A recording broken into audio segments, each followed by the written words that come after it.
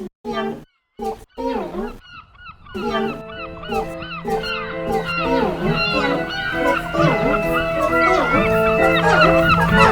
not getting any extra work, but getting more money.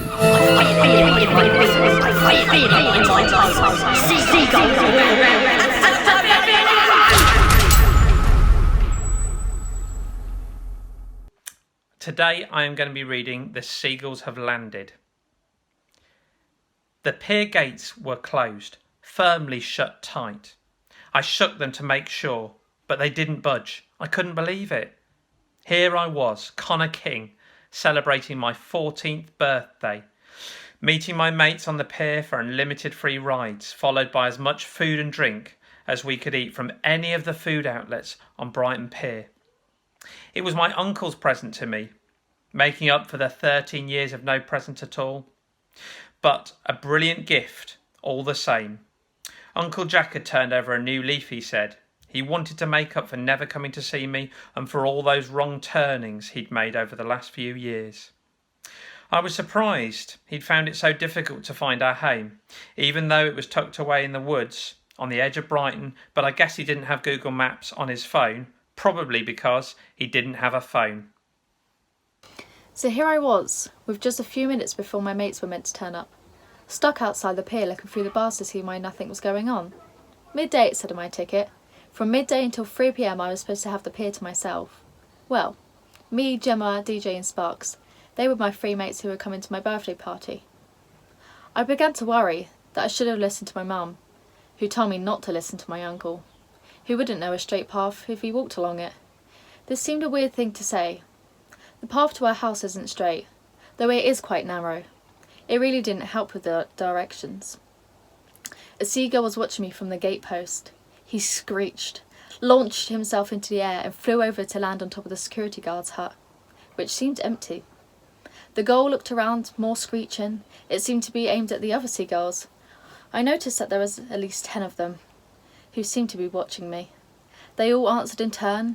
Strange. Perhaps they were singing happy birthday to me. At that moment, I spied movement in the security guard's hut.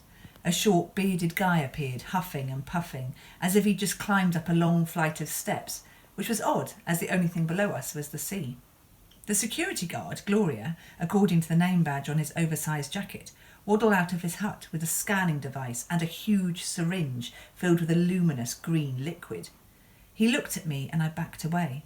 He came closer and held up the scanner, waving it in front of my face. "You don't have a temperature, that's good." He put the scanner in his pocket and pointed the ominous-looking syringe at me. I backed away further. What was that green stuff? Then Gloria shuffled over to the model police bike, a children's ride, stuck just in front of the pier. He opened the petrol cap and squeezed the green stuff into it. Gloria sniggered at me. That got you worried, didn't it? Just have to keep the sound muffled and this does the trick. Them seagulls get a bit loud, a bit fractious. They don't like the sound of sirens. I noticed that Gloria nodded at the birds, who appeared to nod back. I also noticed that Gloria's nose looked remarkably beak-like. Weird. He grabbed the envelope that Uncle Jack had given me. "Pier Party Pass," it said in big letters. I hadn't read any of the small print because it appeared to be in some sort of foreign language. Uncle Jack said it was Portuguese, but I'm not sure I believe him. "So you're Jack's nephew?" He looked me up and down with the eyes of a sparrowhawk, one of my favourite birds. "And these must be the others." His gaze turned to take in my 3 party guests, Gemma, DJ and Sparks, who were hurrying up the forecourt of the pier. Excellent. Let's get on, shall we? Gemma smiled at me. My stomach did the usual forward twist with a half turn, and then I smiled back. "Happy birthday," she said. DJ and Sparks may have mumbled something too. I didn't really notice. Gemma passed me a small package wrapped in glitzy paper. "A present for me." That really hit the spot. "Yo," I said. "Yo, yo," Gemma replied. We both laughed. It was a standing joke. I'm never without a yo-yo. "Bit quiet today, ain't it?" DJ was looking round, and it was true that whilst there were loads of seagulls, there were no people around. Gloria's sharp eyes landed on DJ. Only kids allowed out today. Didn't you hear the news? I dragged my eyes away from Gemma and glanced at DJ and Sparks. They shrugged, and my adrenaline levels went from 0 to 60 as Gloria unlocked the pier gates with 3 clanky keys and let us in. Gloria returned to her hut and called out to us. I'm letting the boss know you've arrived for your, birthday bash. Look out for General Gully. He'll be sure to give you the full treatment. We walked hurriedly along the left-hand side of the pier. It was cool and a little breezy, and my biggest worry was that some of the rides might not be operating. I could already picture myself on the ghost train with Gemma, comforting her. Sparks and Gemma kept going on about whether to have burgers or hot dogs, donuts or ice cream, or whatever. I guess DJ was unusually subdued. He's normally the one climbing on roofs and somersaulting off. He's really good at parkour, although he's also got a frequent flyer pass for A&E when things go wrong. We were going past the fortune teller's caravan when he spoke. Hey guys, have you ever watched the birds? I thought it was a stupid question. DJ knows I'm mad on bird watching. It comes from living in the woods. I gave him a look. The film, Connor, he said to me. Alfred Hitchcock. It's in black and white. This place reminds me of it. We all paused. There were a lot of birds, seagulls all around. Most were perched on a rooftop or a pillar. But they weren't looking at us, and I wanted to get this party going. At that moment, the music started. Bob Marley singing Don't Worry About a Thing started blaring out of the speakers on posts dotted along the pier. The gulls seemed to rise in surprise, then drift effortlessly towards another perching point where they settled again, looking out to sea. Gemma laughed and grabbed my hand, pulling me forward.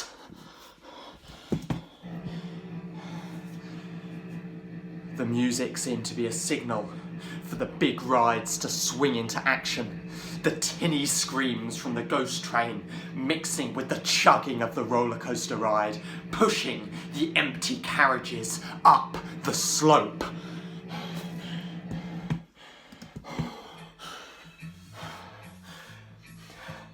I didn't notice Bob Marley telling us about the 3 little birds outside his window as we ran towards the rides at the end of the pier. Not that it would have made any difference.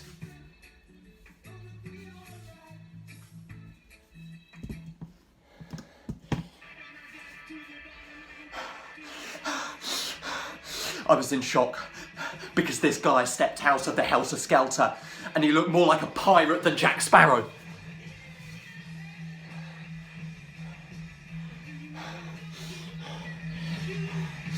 General Gully had the dreadlocks and the goatee beard. He also sported a Viking-style helmet, a patch over his right eye, and a seagull sitting on his shoulder. He spoke like a Nordic captain's bird eye, and I half expected him to hand out fish fingers. Instead, he welcomed us, rubbing his rather hairy hands together and saying something about it being a very special day for us all. He unlocked the doors of an electric blue kiosk to reveal the controls for the waltzer. A dashboard, circular like a dartboard, lit up as multicoloured lights chased each other round and round. Above it, a lever said, "Pull." I knew Sparks would be all over it, but she wasn't quick enough. The General's hand came down firmly over hers as she tried to pull the lever. He shook his head and signalled for us to get on the waltzer. Sparks made do with playing with the carriages on the ride, pulling one, pushing the next, spinning them round. She has to know how everything works, Sparks does, and that's not always a good idea, like with the fire alarms. But that's another story. The General whistled at us. He was waiting. So we sat down, DJ and Sparks in one carriage and Gemma in another, and dutifully fastened our seatbelts. The General whispered to the seagull on his shoulder, who flew off and landed next to him on the control box. The seagull had a scar on his face, I noticed. "Meet Scarface, guys," the General laughed, pulled the lever, and the ride slowly started to move. "Faster," I yelled, and he pulled the lever down a little further. The waltzer started to speed up. Then General Gully pointed at the poster on the control box, waved at us, and walked away out of sight. Only then did I notice that there were even more seagulls all around, and the only humans we'd seen, General Gully and Gloria, had vanished. A familiar song started to play as the ride picked up a little more pace, but the words were a bit different. "I feel it in my fingers, I feel it in my toes. Seagulls are all around me, and so the feeling grows." Was I going mad, or were the seagulls screeching along to the music? It was hard to hear Gemma's screams over the racket they were making. They seemed to be getting louder and louder as the ride went faster and faster. We were flung back against the back of the carriage and whizzed around at dizzying speeds. With difficulty, I searched for the bright blue waltzer control box. As we flashed past every second, I realised there was a seagull standing on the lever. Then I remembered what the poster had said: "Screech if you want to go faster." And as my senses seemed to fade to black, that's when I began to wonder if this birthday party was going to be the best ever, or maybe the worst and the last.